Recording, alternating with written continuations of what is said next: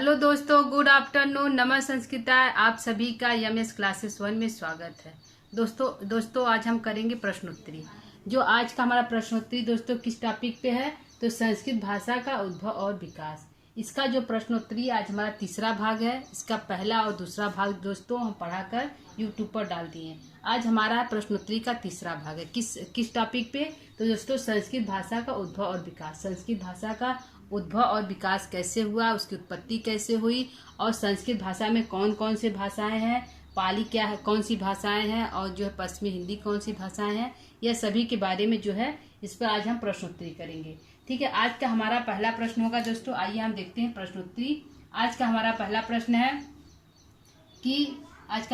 प्रश्न है कि भारोपी परिवार में किसकी अधिकता है। जो भारोपी परिवार में, तो इसमें किसकी सबसे ज्यादा अधिकता है, तो हमारा आंसर है प्रत्ययों की। किसकी? प्रत्ययों की हमारी सबसे ज्यादा अधिकता है भारोपी परिवार में। भारोपी परिवार में किसकी अधिकता है, तो प्रत्ययों की सबसे ज्यादा अधिकता है। प्रत्यय सबसे अधिक पाए जाते हैं भारोपी परिवार में। अगला है, भारोपी परिवार में मूल प्रत्ययों का क्या होता है। जो उसके मूल प्रत्यय होते हैं, भारोपी परिवार में प्रत्ययों की अधिकता होती है, लेकिन जो उसके मूल प्रत्यय होते हैं तो उसका क्या होता है, तो भारोपी परिवार में जो मूल उसके प्रत्यय होते हैं उसका लोप हो जाता है। क्या होता है दोस्तों? लोप हो जाता है।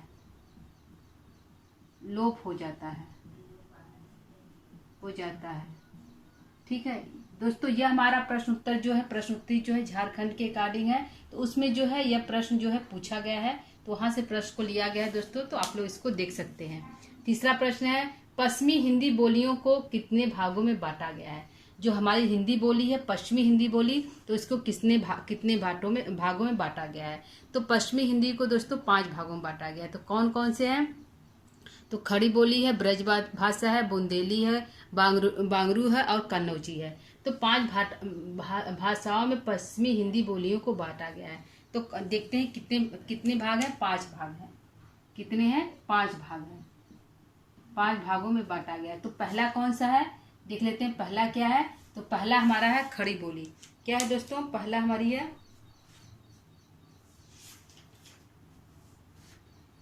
पहला हमारा है खड़ी बोली। दूसरा ब्रज भाषा। पहला है खड़ी बोली, पहला है खड़ी बोली, खड़ी बोली। दूसरा है ब्रज भाषा, दूसरा है ब्रज भाषा, ब्रज भाषा। तीसरा है कन्नौजी, तीसरा है कन्नौजी।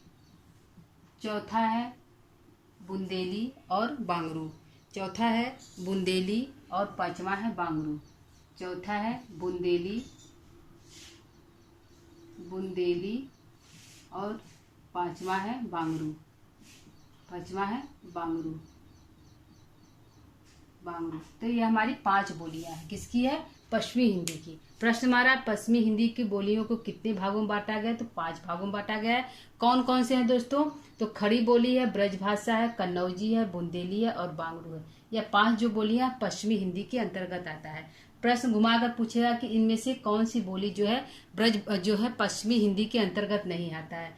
तो जो है जो ये 5 है वह पश्चिमी हिंदी अंतर्गत नहीं आता है। इसमें यदि एक पूछ दिया कि मागधी कहाँ की बोली है, मागधी जो ऑप्शन दे दिया, तो मागधी जो है दोस्तों वो हमारी पश्चिमी हिंदी बोली की भाग नहीं है।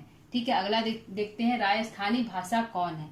ये राजस्थानी हमारी भाषा दोस्तों कौन कौन सी है, तो राजस्थानी हमारी है मारवाड़ी है, जयपुरी है, मालवी और मेवाती है। कौन कौन सा है दोस्तों? मारवाड़ी है। कौन कौन सी भाषाएं हमारी है, तो हमारी जो हमारा है राजस्थानी है, तो मारवाड़ी है, जयपुरी है, मारवाड़ी है, जयपुरी है, मारवाड़ी है, जयपुरी है और हमारा मालवी है और मेवाती है। क्या है? मालवी है और मेवाती है। ठीक है, तो ये 4 बोलियां दोस्तों हमारी राजस्थानी भाषा के अंतर्गत आता है। पूछेगा प्रश्न, राजस्थानी भाषा के अंतर्गत कितनी बोलियां हैं, तो 4 बोलियां हैं मुख्यतः। मारवाड़ी है, जयपुरी है, मालवी है और मेवाती है। अगला प्रश्न है बिहारी भाषा को कितने भागों में बांटा गया है? तो बिहारी भाषा को दोस्तों 3 भागों में बांटा गया है। कितने भागों में बांटा गया है? 3 भागों में बांटा गया है। 3 भागों में बांटा गया है। ठीक है, बिहारी भाषा को 3 भागों में बांटा गया है। तो बिहारी भाषा के अंतर्गत तीन जो भाषा बोलियां हैं वह कौन कौन सी है दोस्तों? तो भोजपुरी है, मैथिली और मगही है। कौन है? 3 है। बिहारी भाषा के अंतर्गत 3 बोलियां हैं, भोजपुरी है, मगही है और मैथिली है। और पूछा है पूर्वी हिंदी भाषा को कितने भागों में बांटा गया है? तो पूर्वी हिंदी भाषा को भी 3 भागों में बांटा गया है। कितने भागों में बांटा गया है दोस्तों? इसको भी 3 भागों में बांटा गया है।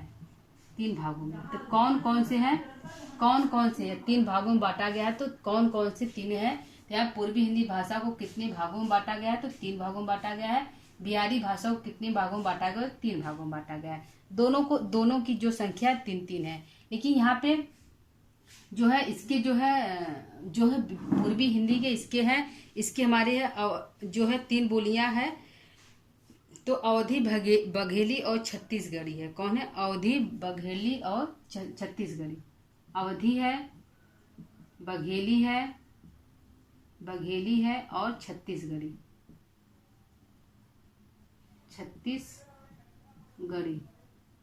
छत्तीसगढ़ी ये 3 बोलियां जो है हमारी पूर्वी हिंदी के अंतर्गत आती है। तो बिहारी के अंतर्गत क्या है? तो बिहारी के अंतर्गत है भोजपुरी है, मैथिली है और मगही है। 3 बोलियां जो बिहारी के अंतर्गत आता है। ठीक है दोस्तों, अगला देखते हैं छठवां प्रश्न क्या है? पाली में वैदिक संस्कृत की कितनी स्वर लुप्त हो गई? पाली भाषा में। यहाँ पे क्वेश्चन ध्यान दीजिएगा दोस्तों, पाली पूछा है। तो पाली में जो है वैदिक संस्कृत की कितनी स्वर क्या है? यहाँ पे स्वर लुप्त हो गए। व्यंजन ने स्वर पूछा है दोस्तों। तो पाली में वैदिक संस्कृत के कितने स्वर लुप्त हो गए? तो 5 स्वर लुप्त हो गए। कितने स्वर लुप्त हुए हैं? 5 स्वर लुप्त हो गए हैं। तो 5 स्वर में कौन कौन से हैं? तो 5 स्वर में हमारा बड़ा री है, छोटा री है, री है, आई है और औ है। कौन है? बड़ा री है, छोटा री है और ली है। बड़ा री, छोटा री, ली और आई और औ है। कौन है? आई है और औ है। यह जो है 5 स्वर हमारे हैं जो पाली में लुप्त हो गए हैं, मतलब खो गए हैं। तो पाली में वैदिक संस्कृत की कितनी स्वर, यहाँ पे स्वर ध्यान दीजिएगा, स्वर लुप्त हो गए हैं। तो 5 स्वर लुप्त हो गए। री है, बड़ा री, छोटा री, आई और औ है।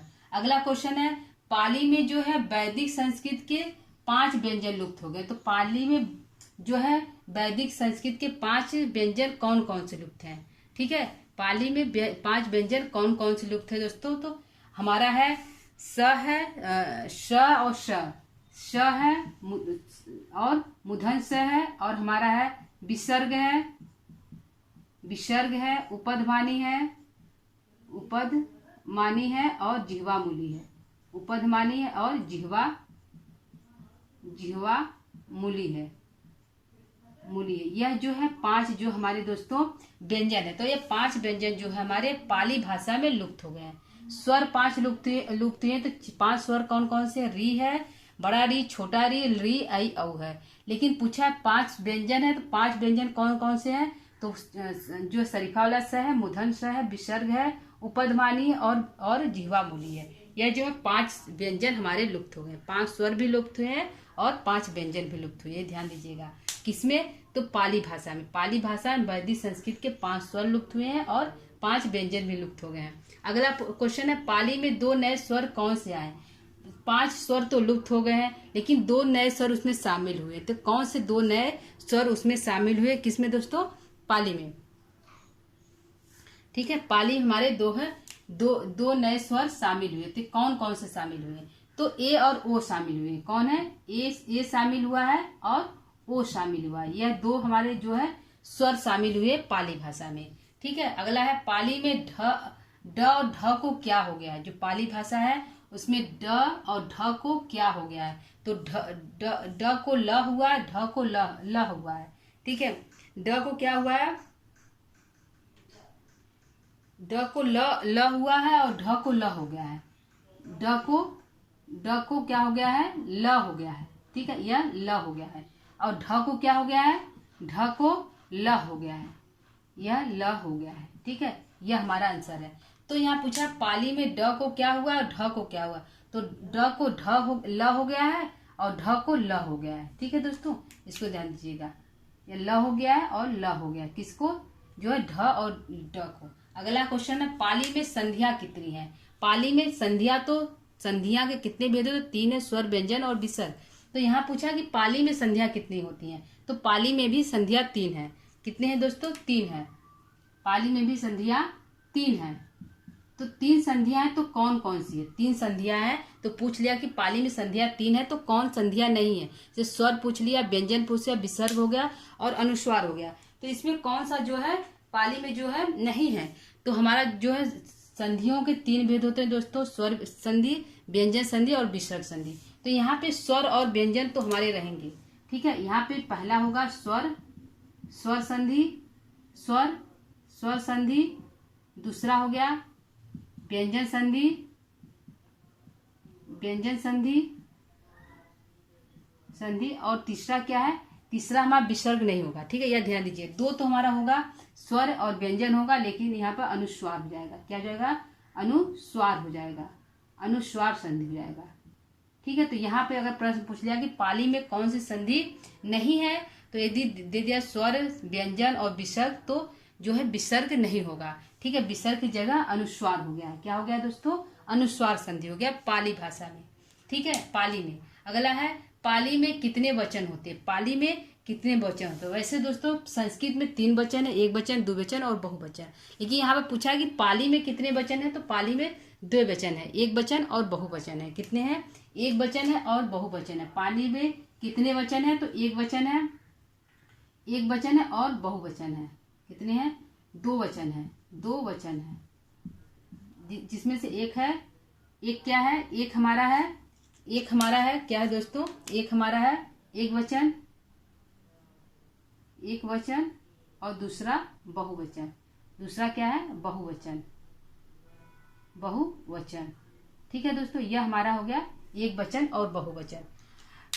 और इसमें क्या नहीं है, पूछ लिया कि पाली वचन कितने हैं, तो 3 है। तो पाली में कौन से वचन नहीं है, पूछ दिया एक वचन है, बहुवचन है, चतुर्थी है, तो क्या होगा, तो बहुवचन हमारे जो है पाली के अंतर्गत नहीं आता है। अरे द्विवचन, सॉरी दोस्तों, द्विवचन जो है हमारे पाली के अंतर्गत नहीं आता है।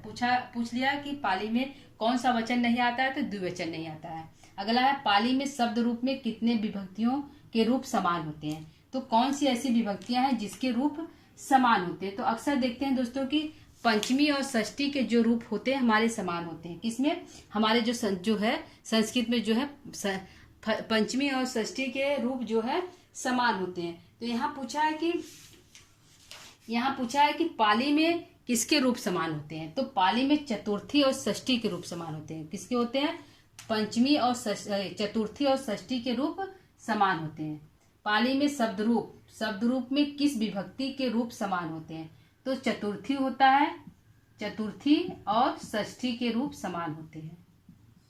षष्ठी के रूप जो है रूप समान होते हैं, समान होते हैं। किसमें, पाली में, पाली में। ठीक है, अगला क्वेश्चन है पाली में स्त्री जो प्रत्यय है कितने हैं।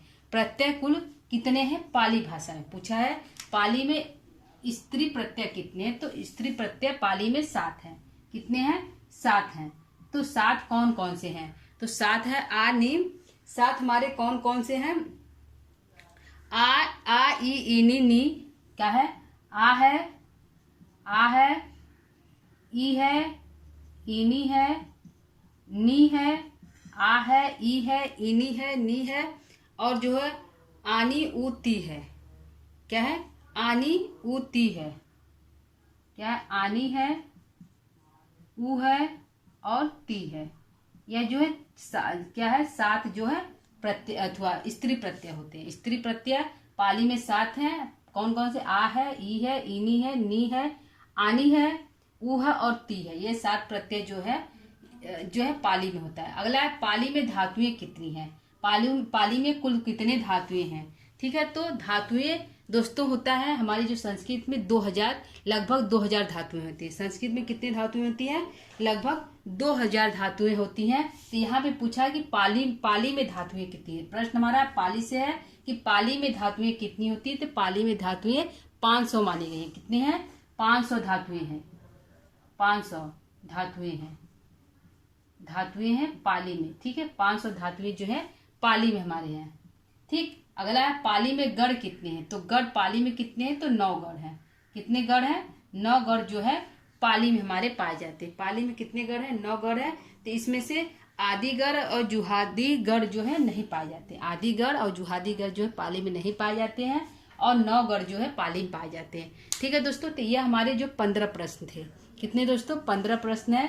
कुछ प्रश्नों को हम और लेंगे, तो एक बार प्रश्न को हम फिर रिपीट करते हैं, उसको सुन लीजिएगा आप लोग ध्यान से। पहला प्रश्न है, भारोपी परिवार में किसकी अधिकता है, तो प्रत्यय जो होते हैं उसकी सबसे ज्यादा अधिकता जो है भारोपी परिवार में है। दूसरा है, भारोपी परिवार में मूल प्रत्ययों का क्या होता है, तो जो मूल प्रत्यय होते हैं भारोपी परिवार में उसका लोप हो जाता है। क्या होता है दोस्तों, लोप हो जाता है। अगला है, पश्चिमी हिंदी बोलियों को कितने भागों में बांटा गया, तो पश्चिमी हिंदी बोलियों को 5 भागों में बांटा गया। कौन कौन से है, खड़ी बोली है, ब्रज भाषा है, कन्नौजी है, बुंदेली और बांगरू है। ठीक है, राजस्थानी भाषा कौन है, तो राजस्थानी भाषा मुख्यतः है मारवाड़ी है, जयपुरी है, मालवी और मेवाती जो है हमारी जो है राजस्थानी भाषा है। बिहारी भाषा को कितने भागों में बांटा गया है, तो बिहारी भाषा को 3 भागों में बांटा गया है। कितने भागों में बांटा गया है, 3 भागों में बांटा गया है। तो 3 भाग कौन कौन से, भोजपुरी है, मगही है और मैथिली जो है हमारे बिहारी के अंतर्गत आता है। कौन कौन से दोस्तों, भोजपुरी आता है, मगही आता है और मैथिली, यह दोनों जो है बिहारी के अंतर्गत आता है। 3 जो है भाषा है। और पूर्वी हिंदी के भाषा के अंतर्गत कितने हैं, तो उसके अंतर्गत भी 3 है। पूर्वी के अंतर्गत भी 3 है और बिहारी के अंतर्गत भी 3 है। तो बिहारी में भोजपुरी, मगही और मैथिली है, और जो है पूर्वी हिंदी में अवधी, बघेली और छत्तीसगढ़ी है। ठीक है, अगला है, पाली में वैदिक संस्कृत के कितने स्वर लुप्त हो गए हैं, तो 5 स्वर लुप्त हो गए हैं। बड़ा री, छोटा री, री, ए, आई और औ। ठीक है, पाली में वैदिक संस्कृत के 5 व्यंजन लुप्त थे। कौन कौन से, श है, स है, मूर्धन्य श है, विसर्ग है, उपधमानी है और जिह्वामूली है। पाली में 2 नए स्वर कौन कौन से आए हैं, तो ए और ओ आए हैं। पाली में ढ और ढ को क्या हो जाता है, तो ड को ल हो जाता है और ढ को ल हो जाता है। पाली में संधियां कितनी है, तो 3 संधियां हैं, स्वर संधि, व्यंजन संधि और अनुस्वार संधि। पाली में कितने वचन होते हैं, तो 2 वचन होते हैं, एक वचन और बहुवचन। द्विवचन पाली में नहीं पाए जाते हैं। ठीक है, पाली में शब्द रूप में किस विभक्ति के रूप समान होते हैं, तो चतुर्थी और षष्ठी की विभक्ति के रूप जो है समान होते हैं पाली में। पाली में स्त्री प्रत्यय कितने हैं, तो 7 है। आहा, ई, इनी, नी, आनी, ऊती, 7 जो है स्त्री प्रत्यय पाए जाते हैं। पाली में धातुएं कितनी है, तो 500 धातुएं हैं। पाली में गढ़ कितने होते हैं, तो 9 गढ़ होते हैं। ठीक है दोस्तों, यहाँ पे हमारे कुछ प्रश्न और है, तो कुछ प्रश्नों को हम और ले लेते हैं। ठीक है,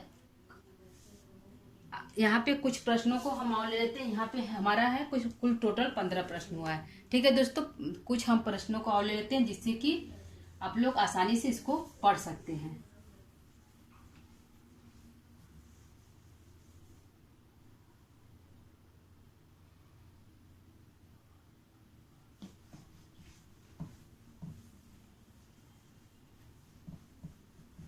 ठीक है, जिसमें 16वां प्रश्न हमारा होगा। 16वां प्रश्न देखते हैं। 16वां प्रश्न क्या हमारा है, 16वां प्रश्न देखते हैं क्या हमारा है।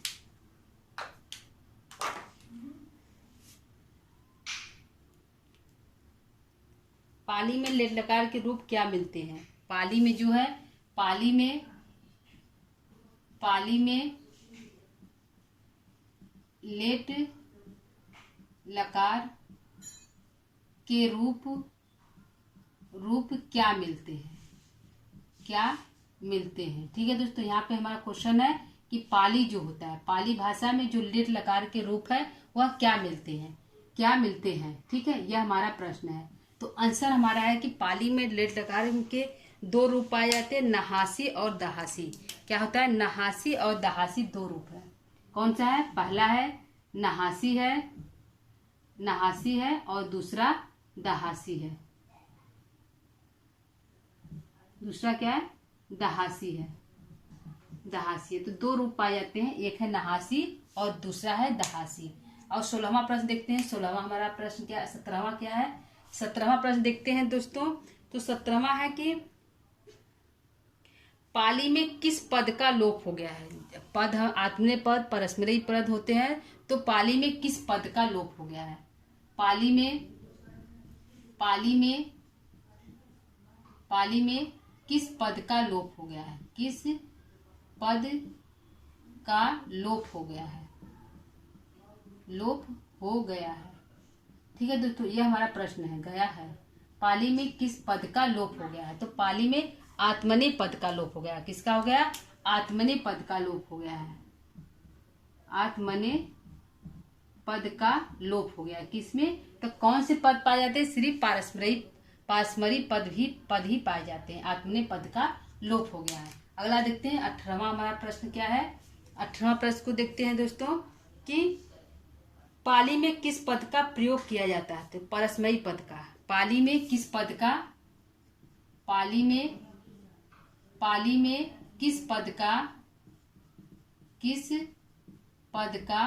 प्रयोग किया जाता है? जब पाली में किस पद का लोप हो गया, तो जब आत्मनेय पद का लोप हो गया तो किस पद का प्रयोग किया जाता है? पाली में किस पद का प्रयोग किया जाता है। ठीक है, किस पद का प्रयोग किया जाता है, यह हमारा प्रश्न है कि पाली में किस पद का प्रयोग किया जाता है? तो परस्मैपद पद का। किसका है? परस्मैपद पद का प्रयोग किया जाता है। मई पद का प्रयोग किया जाता है। जो है आत्मनेय पद का तो लोप हो गया, लेकिन जो परस्मैपद पद है उसका प्रयोग किया जाता है पाली में। लेकिन किस पद का लोप हुआ है? तो आत्मनेय पद का पूरी तरह लोप हो गया है। ठीक है, 19वां प्रश्न देखते हैं। 19वां हमारा प्रश्न क्या है? ठीक है, 19वां प्रश्न देखते हैं कि पाली में तद्भव शब्द की अधिक मात्रा में पाए जाते हैं। अगला है जो है प्राकृतिक भाषा से हमारे शिलालेखी प्राकृतिक किसे कहते हैं? प्रश्न है कि शिलालेखी प्राकृतिक किसे कहते हैं? शिलालेखी प्राकृतिक किसे कहते हैं?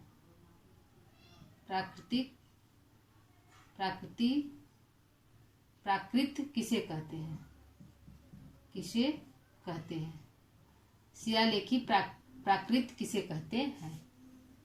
ठीक है, तो किसे कहते हैं? जो अशोक के शिलालेखों को शिलालेखी प्राकृत कहते हैं। अशोक के शिलालेखों को किसको कहते हैं? अशोक के शिलालेखों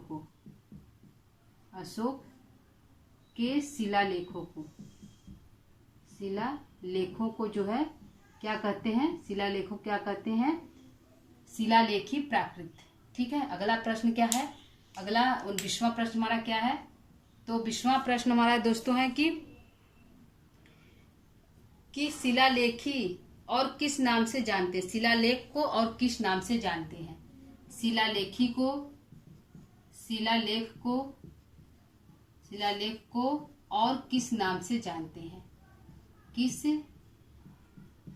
नाम से जानते हैं? शिलालेख को और किस नाम से जानते हैं? ठीक है, एक तो हो गया शिलालेखी प्राकृतिक किसे कहते हैं? तो अशोक के शिलालेखों को शिलालेखी प्राकृतिक कहते हैं। अगला शिलालेख को किस नाम से जानते हैं? तो शिलालेख को डालते जो है अशोकन प्राकृतिक या लाट प्राकृत। अशोकन प्राकृत किस नाम से? अशोकन प्राकृत और लाट प्राकृत। किसका? लाट प्राकृत। दो नामों से जानते हैं, एक है अशोक प्राकृत और दूसरा है लाट प्राकृत। अगला देखते हैं 21वां हमारा क्या है। 21वां हमारा प्रश्न क्या है दोस्तों कि भरत मुनि ने प्राकृतिक भाषाओं को कितने भागों में बांटा है?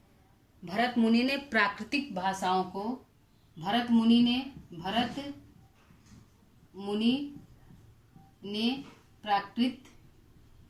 प्राकृत भाषा को कितने भागों में बांटा है? कितने भागों में बांटा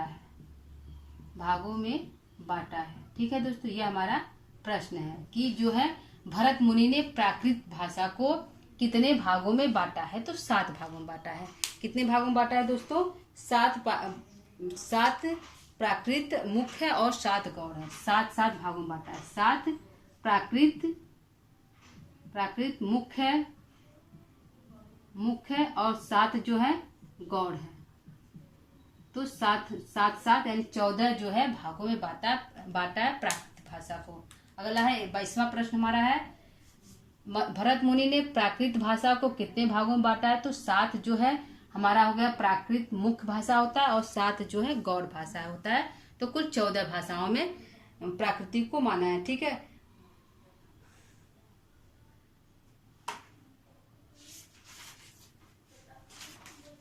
ठीक है। अगला देखते हैं, व्याकरण व रुचि ने प्राकृतिक भाषा को 4 कितने माने हैं? जो व्याकरण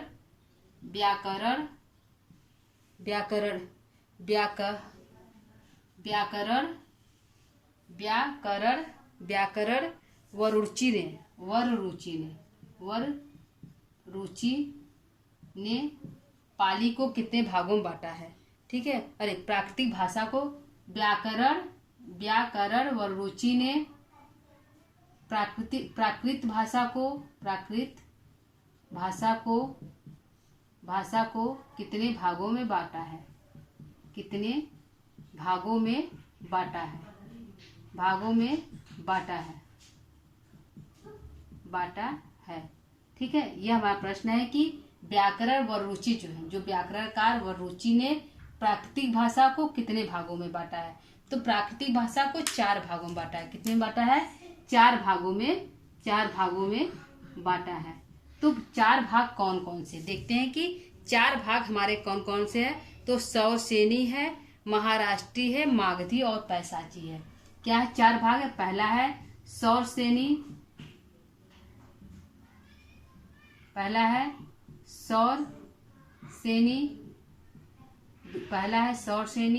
दूसरा है मागधी है, सौरसेनी, मागधी, महाराष्ट्री और पैसाची है। चौथा क्या है? पैसाची है। ठीक है, यह जो है 4 भागों में किसने बांटा है? तो वररुचि महोदय ने बांटा है। किसने? वररुचि ने बांटा है 4 भाग में, सौरसेनी, मागधी, महाराष्ट्री और पैसाची। ठीक है, ये 4 भागों में बांटे हैं। ठीक है, अगला प्रश्न देखते हैं 23वां। हमारा 23वां प्रश्न क्या है दोस्तों? 23वां को लेते हैं। तो 23वां है कि मागधी भाषा के कितने रूप हैं? जो मागधी भाषा है उसके कितने रूप हैं? मागधी भाषा के कितने रूप हैं? भाषा के कितने रूप हैं? ठीक है, मागधी भाषा के कितने रूप हैं, यह हमारा प्रश्न है। तो आंसर है, एक है मागधी और दूसरा है अर्धमागधी। कितने हैं? 2 हैं। एक है मागधी भाषा है, एक है मागधी है और दूसरा का है अर्धमागधी। ठीक है, 2 भाषा, एक मागधी और दूसरा अर्धमागधी है। 24वां प्रश्न देखते हैं। 24वां हमारा प्रश्न क्या है दोस्तों? तो 24वां हमारा प्रश्न है कि सौरसेनी का क्षेत्र कौन सा है? सौरसेनी भाषा का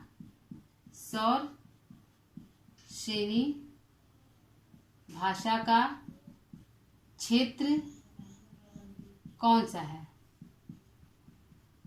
सा है? ठीक है, यह हमारा प्रश्न है कि सौरसेनी भाषा का क्षेत्र कौन सा है? ठीक है, का क्षेत्र कौन सा है? सौरसेनी भाषा का क्षेत्र कौन सा है? तो क्या है? मथुरा है। मथुरा के आसपास बोला जाता है। क्या बोलता है? मथुरा के आसपास का क्षेत्र जो होता है सौरसेनी है। ठीक है, मथुरा के आसपास का क्षेत्र दोस्तों हमारा सौरसेनी है। ठीक है, 25वां प्रश्न क्या है? 25वां प्रश्न को हम लेते हैं कि किस भाषा का नाटकों में सर्वाधिक प्रयोग किया जाता है? किस भाषा का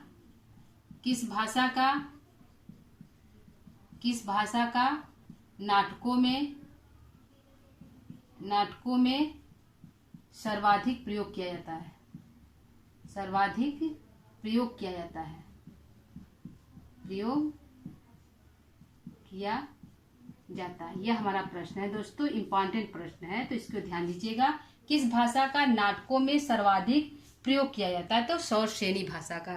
किसका दोस्तों? सौरसेनी भाषा का नाटकों में बहुत अधिक प्रयोग किया जाता है, सौरसेनी भाषा का, सौरसेनी भाषा का। ठीक है दोस्तों, ये हमारा 25 प्रश्न है। 26वां देखते हैं। 26वां हमारा प्रश्न है दोस्तों कि वर्तमान हिंदी का विकास किससे हुआ? वर्तमान जो हिंदी का विकास है वह किस भाषा से? वर्तमान हिंदी का विकास, हिंदी का विकास किस भाषा से हुआ? किस भाषा से हुआ? भाषा से हुआ। प्रश्न हमारा है कि जो है वर्तमान जो हिंदी है, वर्तमान हिंदी का विकास किस भाषा से हुआ? तो सौरसेनी भाषा से हुआ। किससे हुआ दोस्तों? सौरसेनी भाषा से हुआ जो है हिंदी का विकास, सौरसेनी भाषा से हिंदी का विकास हुआ। ठीक है, सौरसेनी भाषा से। ठीक है, एक देखते हैं 27वां हमारा प्रश्न है। 27वां प्रश्न हमारा है दोस्तों कि जो है राजशेखर की रचना, किसकी? राजशेखर की रचना, राजशेखर की रचना कपूर मंजरी। क्या है दोस्तों? कपूर मंजरी, कपूर मंजरी, कपूर मंजरी जो है राजशेखर की रचना कपूर मंजरी का समस्त गद्य भाग। कपूर मंजरी किसका है दोस्तों? कपूर मंजरी का समस्त गद्य भाग। कौन है? गद्य भाग किस भाषा में है? गद्य भाग किस भाषा में है? किस भाषा में है? यह हमारा प्रश्न है, किस भाषा में है? जो इसका कपूर मंजरी का गद्य भाषा क्या है? गद्य भाग किस भाषा में है दोस्तों? तो हमारा है सौरसेनी में है। किस में है? सौरसेनी में है, सौरसेनी भाषा में। किसमें दोस्तों? सौरसेनी भाषा में हो गया। और इसी में पूछ रहा है कि पद भाग किसका है? जो है इन्हीं की रचना जो है 28वां जो है राजशेखर की रचना कपूर मंजरी